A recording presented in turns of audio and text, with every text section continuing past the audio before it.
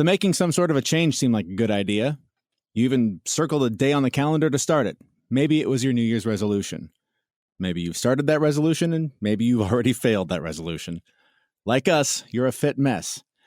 And in some cases, that resolution or that change might have had something to do with addiction, whether it's food or alcohol or drugs or whatever your particular addiction might be. In this episode, we will talk with one of our favorite guests that we've had already so far. He returns, author Johann Hari, author of Lost Connections, and we will talk to him about the root causes of addiction and some possible ways to change them.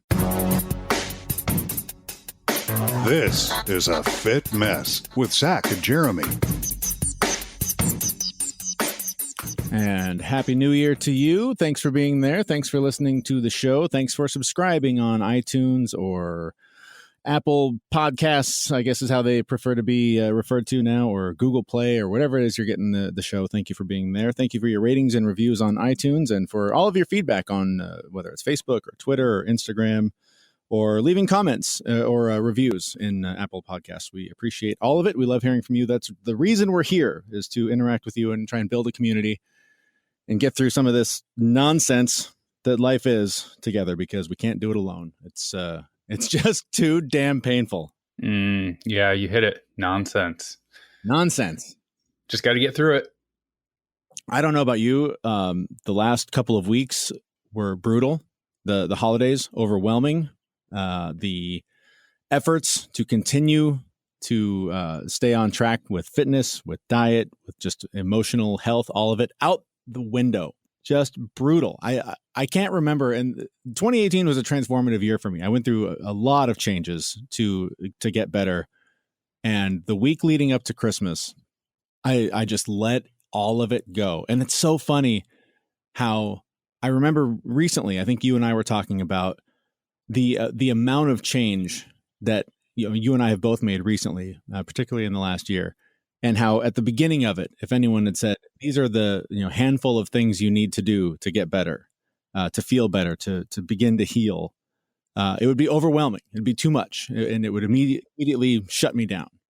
And in that week, I basically stopped eating the way I want to eat, stopped exercising, and just went, you know what? It's the holidays. We're doing Christmas like 5 different times.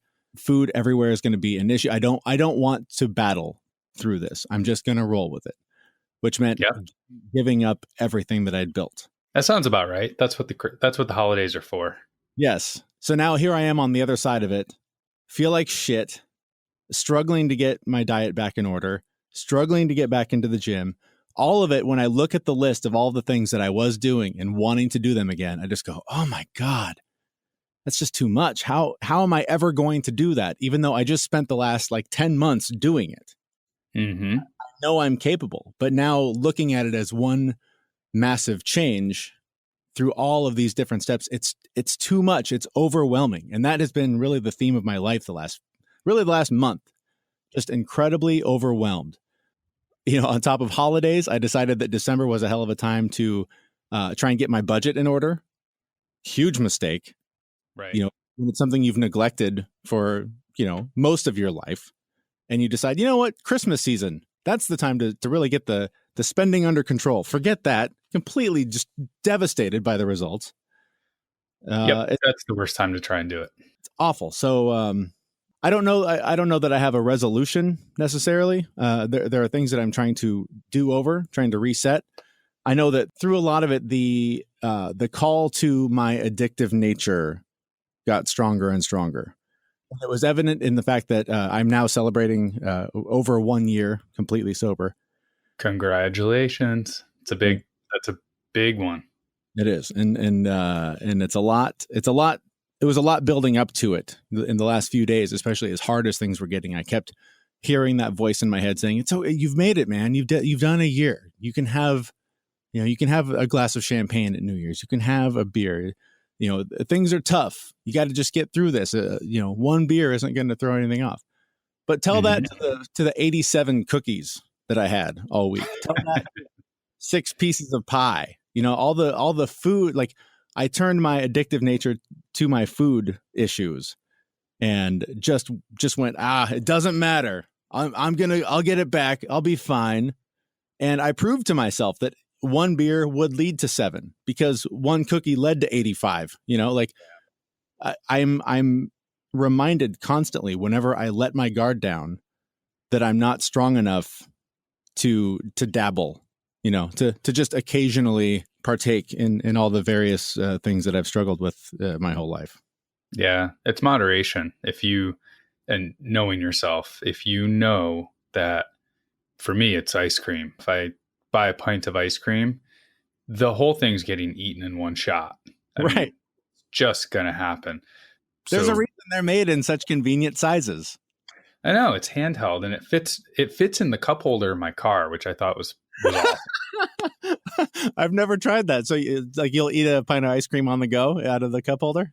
Yeah, I just, I went into the store one day and bought a pint, so I didn't come out with a bag or anything like that. And I just, was like, oh, let me put it in the seat. And I was like, no, I don't want it to roll around. And I just, oh, look, cup holder. And it fit in there perfectly. I mean, it was made for the cup holder in my car. So I just thought it was fate. Yeah, you're made to be together. Yes. But again, moderation. It's I know that if I have a pint of ice cream in the house, I'll eat the whole thing. So I just choose not to have it in the house. And, there's always the days where I'm like, well, there's no pint of ice cream in the house, but the store's really close. I can go get it. Right. And those are typically the days I fail. How did that hold up over the holidays? Because when you're out and about going to all the different families' homes or different celebrations, there's tons of temptations everywhere. Were you able to stay on track, or did you cave?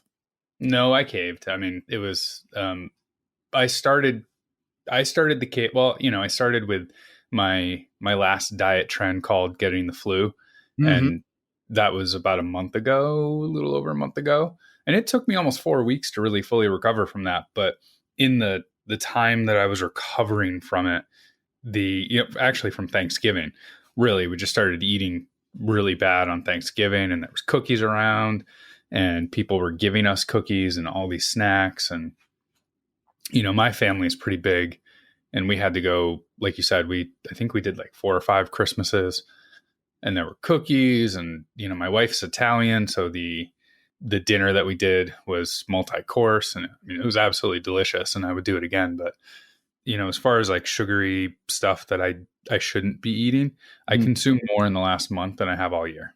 It's amazing how powerful that stuff is, and how once you go, I'll just have one. Yeah. And well, I had one. I'm off the rails now. Let's have 3 more, and then you're just game on. Let's see how far this thing will go. Yeah, and it's such a big battle too, right? I mean, once I have one and I say, okay, I'm off, and I go for a week or 2 because I fell off, rather than, trying to say, you know what, I had a cookie. That's fine. Let's get back on. Because you can burn that cookie off. Like I'm just going to fast for the next, 16 hours or whatever. Most of that's you can burn that off. But once you crack, it's so easy to just see how far the ride can take you. Yeah. And the cool part about it, if you really look at like what's happening in your brain, it's just you get a nice little dopamine rush, and then you crave more and more and more and more and more. And then in order to get off of it, you essentially have to have withdrawal symptoms, which you want to avoid at all costs. Yeah. And I do think part of that led to what was a really ugly week, even following the holidays.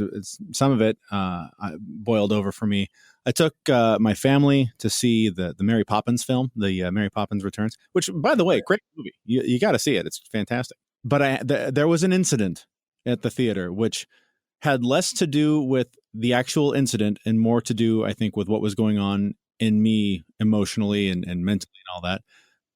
We're in line. We've bought our tickets. We've got all, and there's like 7 of us, and I'm trying to manage all of the various tickets and, the 87 gallons of soda that everyone's got in each cup. And I'm just trying to get my kids to decide at the one of like 4 soda machines, each one with about 6,000 options, trying to get them to decide which flavor they would enjoy. And so I'm asking them, they're getting distracted because someone's talking to them and someone else. And finally I said something to them like, guys, come on, we just need to make a decision, please. And the guy behind me, random stranger, says, yes, please. Now my kids are 7 and 3. And I lose my patience with them. I understand that others in public would lose patience with kids that are slowing them down for whatever reason. Keep in mind, the movie didn't start for like 10 more minutes. So we got nothing but time. But I turned and I just looked at this guy and I tried to, through my eyes, express how much I wanted to feed him his own face. Like I just wanted to tear this guy apart. And it was kind of that thing where like he said the same thing I just did, but like I can trash talk my family, but if you're going to trash talk my family, we're going to have an issue. And so I just sort of shot him a look, tried to calm down, but I felt my hands starting to shake with rage. I felt my body just starting to burn up. I wanted to get violent, and I am not a violent person. I honestly don't think I've ever been in a real fight in my life. If push came to shove, I would probably lose because I don't know what I'm doing. But I just knew that I wanted to destroy this guy. And so, we fill up the drinks, we move along, and I'm saying to my family, we just need to get into the theater and sit down. Otherwise, this could get bad. Because I just felt it getting worse. And we get over to the ticket counter and I set all this stuff down to try and get all the tickets out. And here comes the guy walking by me.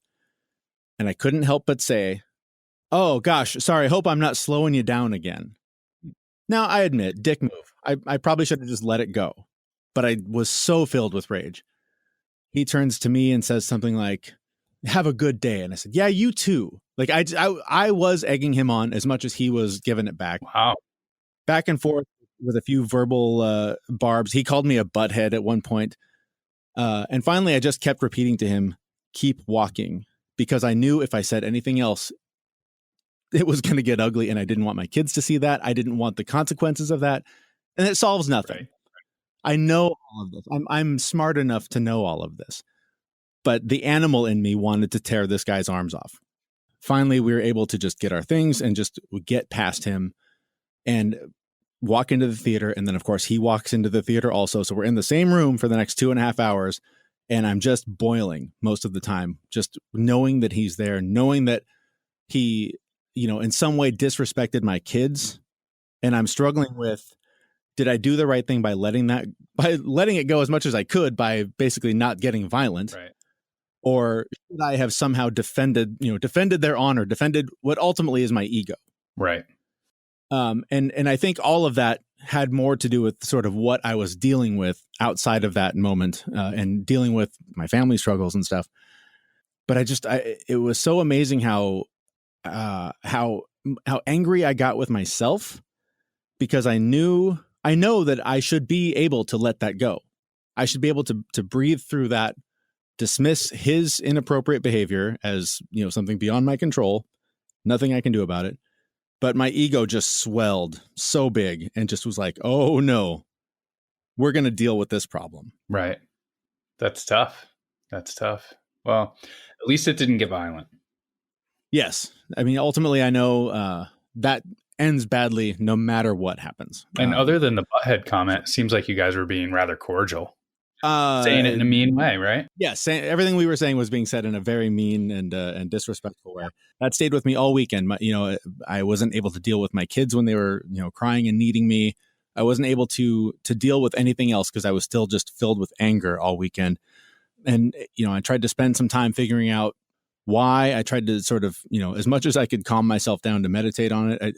I was able to finally, root everything back to fear, just being afraid that I'm not strong enough to defend my family, being afraid that I'm not capable of working something like that out, not able to function as a capable adult. It all comes back to that. Like, do I have what it takes to survive this life? And I'm reminded constantly that fear drives almost everything that I do, everything that I feel. And it's something that I'm probably going to be dealing with my entire life. And it's these awful interactions and experiences that are big reminders of how powerful it is, which then also makes me feel like I'm afraid that I'm too weak to handle it. Yeah. I mean, the fear is good, though. I mean, the fear is what drives us. You're either going to run from it or you're going to embrace it. But I think just hearing you tell that story right after hearing you say that you've just been off the rails with everything that you've been doing, all the small changes that you've made to take care of yourself. And all of a sudden, some jerk in the movie theater can set you off like that, right? I think it really just emphasizes how these little changes take effort, not only to implement, but to keep them going. And the holidays, I mean, they'll destroy you, but these little changes have to be kept up and you have to keep working on them. Otherwise, you're going to have a situation like this where, you're not eating right, you're not exercising, you're not meditating, and some jerk at the movie theater can just light you up for a whole weekend. That's what it sounds like to me. And it just amazes me that going off the rails for that long can have that much of an impact on us. And that is really the sort of shocking thing, is that I basically, over the course of that week, sort of lived the way I was living before I started implementing these changes. And no wonder I drank basically daily to cope. No wonder I wanted to hide constantly from my own emotions, because if that was in me after a week, imagine what a lifetime of just basically not giving a shit what I put in my mouth. Right. It's devastating what it does. Yeah. So I've been suffering from it as well. Right. I mean, the last month has been pretty bad for me as far as eating and exercise. I was so sick that I couldn't exercise. And even to this day, it's been almost 4 weeks and I've only done yoga like 3 times in 4 weeks. And, I just feel it. Like, we went to New York for the holidays, but just flying back with my daughter, like the little things that wouldn't bother me just kind of set me off. Just, as an example, she was trying to drink her apple juice on the plane with one hand and, just waiting for it to spill. I was like, please use 2 hands so that a random bump of turbulence doesn't spill that all over you and I have to deal with it. Something like that just bothered me. Whereas before, I don't think it would really bother me if I was eating right and exercising regularly and doing all the right things. I deal with a lot of that stuff on a regular basis anyways, but it's so hard when you see, and maybe that's a parenting thing. And if there's, other parents listening, but that feeling of seeing what is clearly going to end badly and going, please just do the thing better. If you thought about it for 1 second, you'd realize what a bad idea that is. And then it ends in disaster and you end up cleaning it up. It's just that those little things just wear you down. And when you already are at a breaking point, it's silly how much power those things have over your ability to react properly. Yeah. And now New Year's has come and I have thinking about resolutions and really I don't have any resolutions other than just getting back to where I was, working out every day, meditating, eating the right things. And part of that is going to have to be, you said at the beginning, getting back into that is so much harder, the longer you go without it, but it's a lot to take on in one shot. And that's really my resolution, is to get back to where I need to be, where I want to be, and where I consider my normal. Because now when I eat like this, when I don't exercise and I have all of these emotional, shall we say, rages, this isn't normal, and a lot of people go through life like this and thinking that it's normal, and it's not. So I don't know about you, but my resolution is to get back to my normal and putting back in place all the little things that keep me stable and from tearing my hair out. That's very much where I'm at as we start this new year. Also, is I was writing down today that one of the things I want to do is basically literally make the list, write out everything that I'd been doing prior to the holidays and go, okay, you took these one at a time before, let's do it again. Maybe you're strong enough to do 2 or 3, but make that list and go, this is where you were. You can do this. You did this. Do it again. So that's sort of my first approach. Another issue that sort of gets us into the conversation that we had with our guest. My wife has decided that Facebook has been taking up too much of her time, and so she is taking a 1 month Facebook blackout. Like she's not going to be engaging at all. Not even like on the computer. Like, I've heard people who they uninstall the app from their phone and they don't hit Facebook unless they're like in front of a computer. She's just taking 100% no Facebook. She wants to have nothing to do with it. She offered to others online, hey, do you want to join me in this? A lot of people, myself included, have to use it for professional tools to some degree. But beyond that, so I said, I want to get on board with that. And so at home, I'm not going to engage in social media, in any of it. Because I did see that post, and I very consciously kept scrolling because I've got a lot of other things I got to implement. But it is, again, it's one of those things where we've talked about this with a number of our guests, where once you start paying attention to the thing you're trying to change, it can be really shocking how powerful that thing is without you even knowing it. And I've noticed every morning the alarm goes off, I turn it off. The alarm is my phone. Now my phone is in my hand. I open up my email to see if there's anything critical that came in there. I start checking all the different social media feeds. I start checking work email. This is all within like a minute of waking up. Yeah. And I'm just littering my head with toxic crap that really, if something critical came into my email, it's not critical. The phone would have rang 3 times and woke me up at 3 a.m. if there was something critical. But that pull to, did something I posted get liked? Did somebody respond to something? Did we get some great sponsorship offer on the podcast? Something like I'm constantly just looking for that positive feedback through something that doesn't offer genuine positive feedback, but it simulates it enough to feed that addictive beast. So I'm trying this month no, I'm not going to try.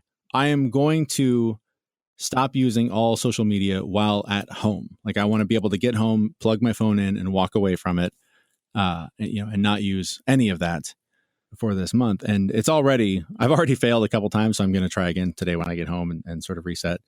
But it's again, just mind blowing how addictive that process is.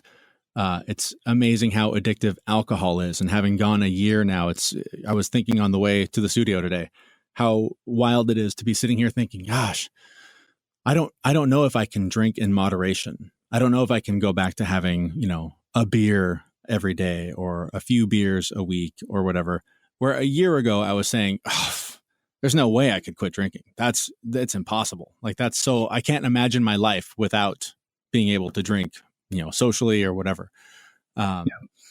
So it's all very powerful.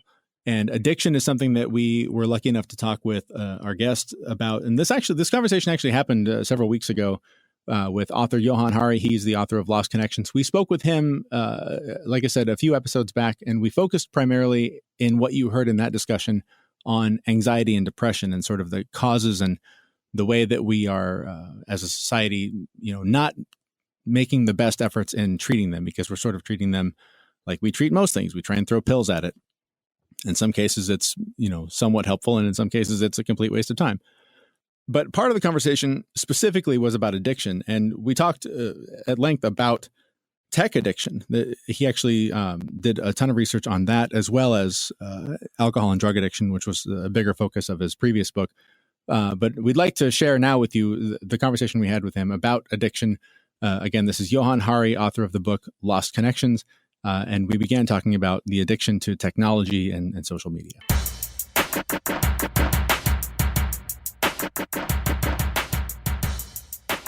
I just talked with my daughter's second grade teacher, and she's been teaching for 25 years, and she was making mention of the smartphone babysitter and that kids are constantly on technology today, and how the difference between kids now and kids 20 years ago is astonishing to her. And I was thinking about that as I was reading your book, and the loneliness portion of it, the dopamine hits that we get from a like on Facebook.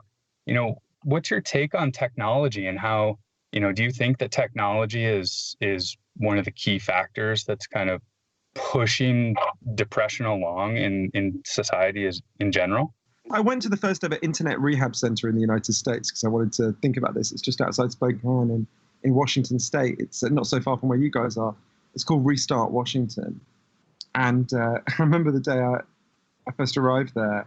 It's like a clearing in the woods. I remember getting out of the car and absolutely instinctively glancing at my phone and feeling really annoyed that I couldn't check my email. And then thinking, oh, wait, you're in the right place. You come to an internet rehab center. And It's totally fascinating. The woman who runs it is an amazing woman called Dr. Hilary Cash. She explained to me a lot of the people they get all sorts of people there, but they disproportionately get young men. And they disproportionately get young men who become obsessed with multiplayer role-player games like World of Warcraft. And I'm guessing, although it didn't exist then, Fortnite. And speaking to these young men, I remember afterwards speaking to Dr. Cash and her explaining to me, you've got to ask yourself, what are these young men getting from these games? They're getting the things they used to get from the culture, but they no longer get. Right? They get a sense of status. They get a sense of tribe. They get a sense they can gain and rise in status. And they get a sense they can roam around, right? The average British child now spends less time outdoors than the average maximum security prisoner, because by law, a maximum security prisoner has to have 70 minutes a day, right? They're getting these things, but what they're getting is more like a kind of parody of these things, right? I start to think that the relationship between social media and social life is a bit like the relationship between porn and sex, right? I'm not opposed to porn, but if your entire sex life consisted of looking at porn, you would be going around pissed off and irritable the whole time because it's not meeting your deeper needs, right? We didn't evolve to look at porn, we evolved to actually have sex, right? And in a similar way, we didn't evolve to look at each other through screens. This is not meeting our deeper needs. It's a complicated relationship, isn't it? I don't think it's that technology caused the crisis, right? Think about the moment that the internet arrives. For most of us, the late 90s, the early 2000s, the kind of social collapse and many of the other factors that are causing depression, anxiety that I write about, lost connections, were actually already in place. There'd been a huge rise in loneliness prior to the arrival of the internet. The interesting thing is the internet arrives and it looks a lot like the thing we've lost, right? You've lost friends. Well, here's some Facebook friends. You've lost status. Here's some status updates. But it's not the thing we've lost, right? It's close enough. It's like giving porn to a guy in prison, right? It's close enough. It's not the thing you need, right? So I think it's a complicated relationship that's more than just, I think it's too simplistic to say, I know this is not what you're saying, but it's too simplistic to say the internet caused this, right? It's that the internet, what's the line from people often say in AA and NA? It's hard to get enough of something that's not quite enough. Mm-hmm. I think it's like that. It's an attempt to fill a hole that was already there. It's a symptom that makes the problem worse for many people, not everyone. Does that make sense? Do you see what I mean? I think it's. I believe you made the analogy in your book, relating it to sort of fast food or junk food. That it's food, you can eat it, but nutritionally, it's starved of everything you actually need. So it's as artificial as eating that fake food. Yeah, and there's another aspect of the analogy with junk food that I find really interesting, and was actually one of the hardest causes of depression and anxiety for me to learn about, because I could see how much it played out in my own life. So everyone knows junk food has taken over our diets and made us physically sick, right? We all know about the obesity crisis. You have to just look around you, right? But what's interesting is there's been a similar transformation. A kind of junk values have taken over our minds and made us mentally sick. I learned about this a lot from an extraordinary man called Professor Tim Kasser, who's at Knox College in Illinois. So Professor Kasser showed a few things. Every human being, it was already known before Professor Kasser, but he made discoveries about it. So every human being is a mixture of two kinds of motivation. If you think about everything you do, there's basically two kinds of motivation. So imagine you play the piano in the morning. If you play the piano in the morning because you love it and it gives you joy, that's called an intrinsic reason to play the piano. You're not doing it to get anything out of it. You're just doing it because that's something you love. Okay, now imagine that you play the piano not because you love it and it gives you joy, but I don't know, in a dive bar to pay the rent, or because your parents are really pressuring you to be a piano maestro, or to impress a woman. I don't know, there might be some piano fetishist out there, right? That would be an extrinsic reason to play the piano. You're not doing it for the thing itself because that gives you joy. You're doing it to get something out of it further down the line, right? And of course, we're all a mixture of these intrinsic and extrinsic motives. But Professor Kasser showed two really important things. The first is, the more your life is driven by these extrinsic motives, by status, by money, by what you're trying to get out of it, the more likely you are to become depressed and anxious by a really quite significant amount.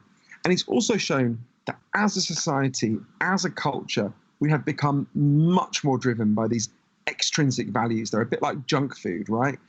extrinsic values, this, worrying about how you look to other people all the time, whether you look better than other people on Instagram, all that kind of thing, that is not a satisfying way to live your life. It doesn't meet your deeper needs as a human being. In fact, it makes you feel like shit. And as a culture, we've become much more driven by that. And that's one of the factors that's driving up this depression and anxiety crisis. So sort of along those lines, and what what we were kind of getting at, I think, with the social media and sort of all of this is also the role that drugs and alcohol and addiction plays in this. And I was first introduced to you by, there was a TED Talk that you gave, and it related to your book, Chasing the Scream. And you talked a lot about the research of sort of how loneliness sort of leads to substance abuse. And so I'm just kind of curious how you tie all that together. Yeah, loneliness is one dimension of a kind of broader picture, as you say, that again, this was a personal journey for me because we had a lot of addiction in my family. One of my earliest memories is of trying to wake up one of my relatives and not being able to. I didn't understand why then, but obviously as I got older, I learned about addiction, and I learned loads of things for Chasing the Scream, but there was one thing in particular that really transformed how I thought about what I had seen and what was playing out around me. I think it's really important for understanding the opioid crisis, because I think we're actually really misunderstanding the opioid crisis, which is a horrific catastrophe, and is leading us to the wrong solutions. So if you'd asked me what causes, let's say, heroin addiction, because that's something that played out close to me, if you'd said to me when I started doing the research nearly 8 years ago now, well, what causes heroin addiction? I would have looked at you like you were stupid. I would have said, well, obviously heroin causes heroin addiction, right? The clue's in the name, right? Been told this story for 100 years that's become totally part of our common sense, right? It's certainly was mine. That, so we think that if we kidnapped 20 people off the streets of Seattle, and we injected them all with heroin every day for a month, like a villain in a Saw movie, at the end of that month, they'd all be heroin addicts for a simple reason. There are chemical hooks in heroin their bodies would start to desperately physically need. They'd have this desperate physical craving. And that's what addiction is, right? That physical craving for the hooks. We call it being hooked, right? And there's actually a study in the 1970s by an amazing man I got to know called Professor Bruce Alexander in Vancouver, which has shown that we need to think about it very differently. So Professor Alexander explained to me the story we have that addiction is just caused by the chemical hooks comes from a series of experiments that were done earlier in the 20th century. They're really simple experiments. Your listeners can try them at home if they're feeling a bit sadistic. You take a rat, you put it in a cage, and you give it 2 water bottles. One is just water, the other is water laced with either heroin or cocaine. If you do that, the rat will almost always prefer the drugged water and almost always kill itself quite quickly. So there you go. That's our story. People might remember the famous advertisement from in the United States in the 80s that showed this, the height of the kind of Nancy Reagan Just Say No stuff. But in the 70s, Professor Alexander had come along and looked at these experiments and said, well, hang on a minute. You put the rat alone in an empty cage. It's got nothing that makes life meaningful for rats. All it's got is the drug. It's in solitary, basically. What would happen if we did this differently? So he built a cage that he called Rat Park, which is basically heaven for rats, right? They've got loads of friends. They can have loads of sex. They've got loads of cheese. They've got loads of coloured balls. Everything a rat can want in life, right? It's there in Rat Park. And they've got both the water bottles, the normal water and the drug water. And of course, they try both. But this is the fascinating thing. In Rat Park, they don't like the drugged water. They hardly ever use it. None of them ever use it compulsively. None of them ever overdose. So we go from almost 100% compulsive use and overdose when they don't have the things that make life meaningful to none when they do have the things that make life meaningful. Now, there's lots of human examples I can talk about, lots of human experiments that have shown the same principle, but what this shows us is the opposite of addiction is not sobriety. The opposite of addiction is connection. If you are disconnected from the things that make life meaningful, which are partly social connections, but other things as well, like meaningful work, or for humans, all sorts of other things that go through lost connections. The core of addiction is about not wanting to be present in your life because your life is too painful a place to be. And we think about this in relation to the opioid crisis. Where is the opioid crisis worst? It's places like Monadnock in New Hampshire, where I've spent some time. It's places where people have been deprived of the things that make life meaningful in the really deep ways. There's one of the leading experts on the opioid crisis calls them deaths of despair, right? It is way too simplistic to think this is just caused by the drug, right? It's actually easier for the faculty at Harvard to get hold of opioids because they've all got really good health insurance than it is for people in West Virginia. Why is there virtually no opioid addiction in the faculty at Harvard and a huge amount in West Virginia? It's because people in West Virginia have been deprived through no fault of their own of their deepest psychological needs. They are in terrible pain and distress, terrible psychological pain and distress, and they are reaching for the anesthetic that is available to them. And if we want to reduce this crisis, there are things we can do at the level of drug policy, and I'm happy to talk about them. And I've been to countries that have solved their opioid crises, like Switzerland. They did something very different to what the United States is doing now, for sure. But we also need to deal with these wider questions that we're talking about. We need to deal with the causes of people's despair. This is an alarm signal that we should be listening to. If we had listened to this alarm signal way back when it began, I don't think we would have Donald Trump as the most powerful person in the world, and I think we wouldn't have got to this dire state that we have now.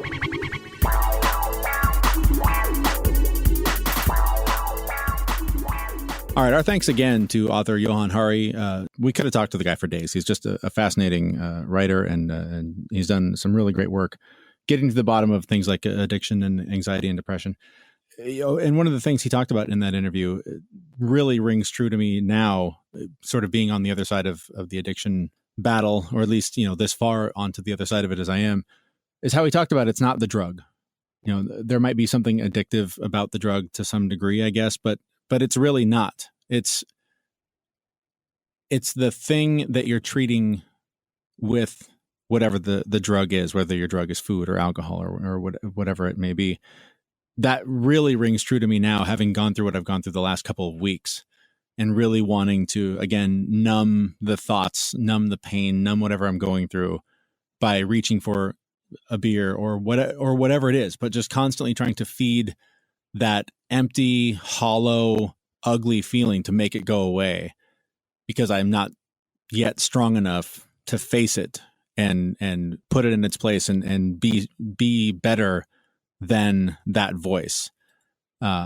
It's really interesting to hear that again at this point and sort of apply that to the last couple of weeks of my life, I guess. Yeah. But this is part of it for you, right? It's always going to happen like this, right? You're going to have moments of clarity and you're going to have moments of murkiness in your journey. And this is a good place for you to be because this is going to show you that you can come back from it, right? The holidays are not going to destroy you. They're going to set you back, but you'll get back on your feet and you'll be okay by the end of January. Well, and I think that is the perfect segue to what we love doing on the show. Let the challenge begin. It's challenge time.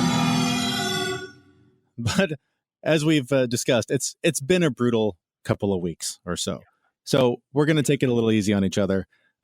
We've discussed at length the laundry list of things that we need to do to sort of get back to what we want our normal to be, to what our sort of new-ish normal is. So I guess, Zach, just sort of I guess the challenge is to just do what you can to get back on track. Yeah, I just can't accept the way I feel when I eat like shit and don't exercise and don't meditate and do all the little things that I've been doing all year to take care of myself and keep myself healthy. I can't accept that as normal. So this is abnormal for me at this point in my life. And I need to get myself back to normal. And that means cutting out all the junk food and getting, my eating and my exercise back to where it was. And just getting back to taking care of myself and being normal. But it is hard. It's going to be tough because that sugar, the sugar lights up the reward center in your brain, just like cocaine does. It's going to be tough to put that down again. It is already for me as well, but I think I'm day 5 of sort of being back to a mostly, if not completely, sugar-free life, and already sort of the fog is starting to lift a little bit, and I'm starting to feel a little bit better. So I accept your challenge, and we'll join you in trying to get back to my better normal, my healthier normal, And I guess that would be the challenge to the listener. Maybe you don't have a new normal yet. Maybe this is your fresh start. You're taking on a new challenge of, you got that new gym membership, or, you haven't had any sweets since the new year. You haven't drank since New Year's Eve, whatever it is. I'm not going to sugarcoat it. It's tough. It's one of the hardest things you'll ever do, to focus on yourself, to try and make yourself feel better, to try and live a happier and a healthier life. It sounds crazy that that's something that's hard, but if you're like us and you're restarting or starting for the first time, whatever it is, you've done this before. You've made these promises to yourself before, and for some reason it's always put on the back burner. From the experience that I've had, I can assure you that it's worth it. You will feel better. I wish we had some concrete steps. I wish we were one of those shows that could say, all you got to do is A, B, C, and D, and boom, your life will be 100% better. I'm pretty sure all those guys are lying. I'm pretty sure it's all bullshit. But there are a lot of things that you can do, but only you will know when they work. You have to apply them to your life and decide, yes, this makes me feel better, or no, this makes me feel worse, or no, this isn't worth the time. And just keep making those little steps until you unlock the first door that says, this is the path that I want to be on. Well said. You've just inspired Thanks, me. Man. I think I'm I'm going to do it now. The only issue that I have right now is that I still have a few non-alcoholic beers from Bravest Brewery in my fridge. Yes, our sponsor. Let me just say, I neglected to point this out earlier in the episode. Over the course of celebrating 5 Christmases, I only had 3 of my beers left. So I got through like the first 2 days, and then each day when I got home, I would go, okay, I've earned this. Mm-hmm. I get to have this. And it wasn't a dietary thing. It was just like, normally I would come home and relax with a beer. Thanks to our wonderful sponsor, Bravest Brewing, I've got some of the best non-alcoholic craft beers you can have. I'm going to reward myself with one each day. So I had each a stout, an amber, and an IPA. And, it sounds crazy, but it did satisfy that feeling of I'm rewarding myself with a beer. It was very similar to when I drank real alcohol without all the toxic poison that I was putting in my body before. So it's good stuff. So it's great to have them on board. And we should mention, if you want to try it out yourself, go to our website. There's several links to their site through ours. If you order online, use the promo code FITMESS10, you get 10% off your order. That helps them know that you heard us talking about it, and it helps support the show and help support them and their great business. I think that's all we've got for you this time. Are we out? Did we check all the boxes? Did we have boxes that we were checking? I'm not quite sure. If we did, we definitely checked them all. I was hoping you were checking the boxes because I forgot to fill in the boxes. All right. Well, Happy New Year to everybody. Good luck with whatever challenges that this year has in store for you. I have a feeling it's going to be a tough one. I don't know why. I just got that vibe. So let's stay strong. Let's stay together, and let's get through this together.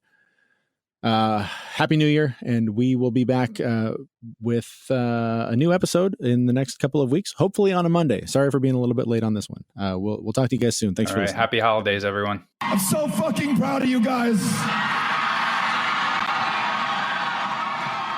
We know this podcast is amazing and does not seem to lack anything, but we still need a legal disclaimer. Jeremy and Zach are not doctors. Please consult your physician prior to implementing any changes that you heard on this podcast. The listener assumes that Jeremy and Zach do not know what they're talking about, and that you'll do your own research on the topics talked about in this podcast. The hosts of this podcast are not liable for any physical or emotional issues that might occur directly or indirectly as a result of listening to this podcast.